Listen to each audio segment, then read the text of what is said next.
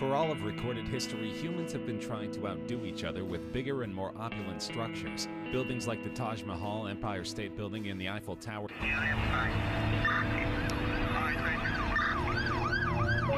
On Chicago's South Side, gun violence is the soundtrack to these streets.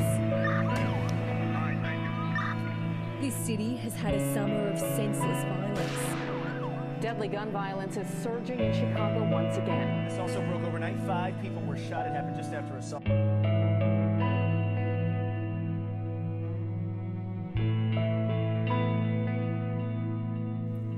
You know, what I'm about to say is gonna make a lot of people feel uncomfortable. So please, don't harden your heart, but let these words stay close to you.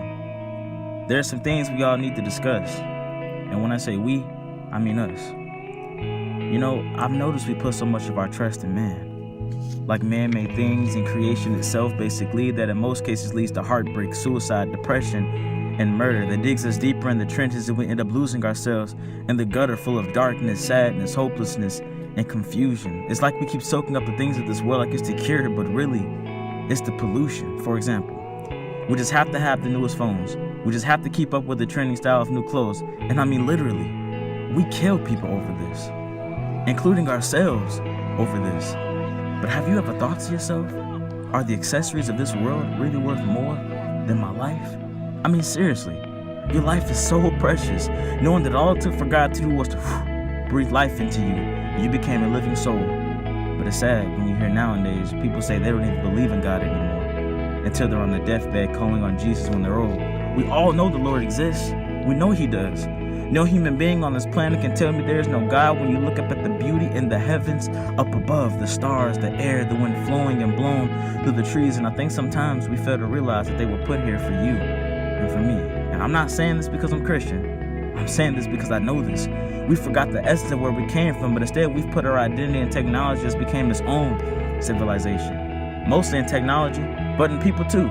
Politics, movement groups, different religions, and even cliques too. But some of you may be thinking like, yo, Melvin, you just said that you're a Christian.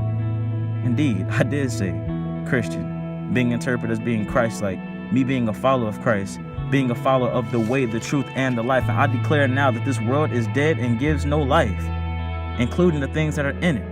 Oh, and I forgot to mention, it promises you pleasure, but that pleasure temporarily pleases you for a minute, and when you finish, you're left in it, consumed and trapped by the feelings you felt from the past tense.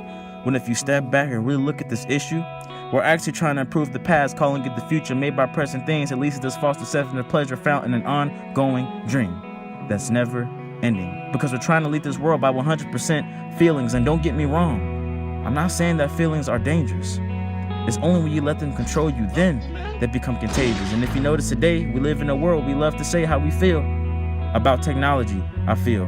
About politics, I feel. About who's the superior race, I feel. About abortions, I feel. About gay rights, I feel. About God, I feel. I feel. Why do we choose to lead our lives by our feelings so much? Why won't we try to lead our lives by the truth and love and demonstrate them in love? Since we have technology, we should use them with the truth and love. The truth will set you free and break the chains of feeling who you want to be. The truth will show you who you're meant to be, not what the world says you have to be. We use technology to pass hate and don't care how we use them on each other. We continue to ignore loving truth for reproof and choose to hide our dirts under the covers too, until eventually you can't hide them anymore. You would do better tying a millstone around your neck and throw yourself in the sea, but this technology has us deceived by thinking what we're doing is anew. We've made emotions fact-based and made our feelings the truth, when the truth is proof that when you're consumed by your emotions, it makes us blind. But God didn't give us a spirit of fear, but of power, love, and a sound mind. How many of us believe that? How many of us can say that this world is true? How many of us can say that we can see at least 10 good things on the news? And I know, trust me, we're all just trying to find our purpose and what's safe to place our worth in. But I can tell you now that living in the past and rebellion won't solve a thing. Change truly comes by an inward heart change and a mind that's changing with a daily renewal. You'll forever be stuck trying to find yourself in this world where you always have to work for your approval. And I'm not forcing what I believe, I'm just introducing to you who helped me. And his name is Jesus. And he's the greatest person that you will ever meet. In fact, he met me in my lowest. He found me when I was lost in this world and thought that all was hopeless. And most of us in this room have experienced hopelessness, whether we like to admit it or not. Open your ears and your hearts and tie your pride in a knot. And let's be honest, outside of God, sex won't do it. And you'll fall in love with your lust like Cupid. Racism is fueled by hatred and puts trust in one's pigment. Ignorance is bliss to those who hate reproof in the mist. You know the truth is hate to those who hate the truth. And I know the truth is something we all aren't used to. I get it. The truth is hard to understand sometimes. You're left with no other option but to seriously think and maybe cry, and I know at least for me I did, by surrendering my soul to Jesus. After all, He's the only one who can save us all from this world of hatred. But here's a conclusion that'll hopefully clear your head from this world's pollution. Imagine your body being a canvas, okay? But it's dirty and tainted and painted by this world that leaves you empty and useless with twisted thoughts that continues to swirl. So you find a blanket and you paint it and you cover up your dirt because you don't know what this world might say about you when they see you're hurt. And I know it hurts. Trust me, I was there.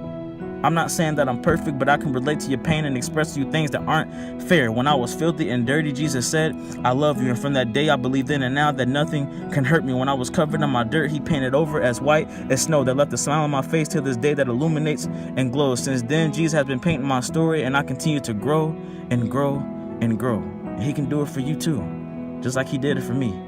He can give you a new heart and refreshing your soul like it once was from the beginning. But I know we all have different thoughts and decisions on things. I'm not trying to say your way is wrong or which way we should be. I'm leaving that for you to decide. I just gave you a couple of options to weigh in your mind. And this is the kind act of what love means and what it should be. Maybe we won't ever come to an agreement on things. So hopefully, the best thing that we can do now is to agree to disagree. I just want to say that I love you all. I have no discrimination. I love everyone equally. So hopefully, if not all but some, can come to the knowledge of truth and abide in truth.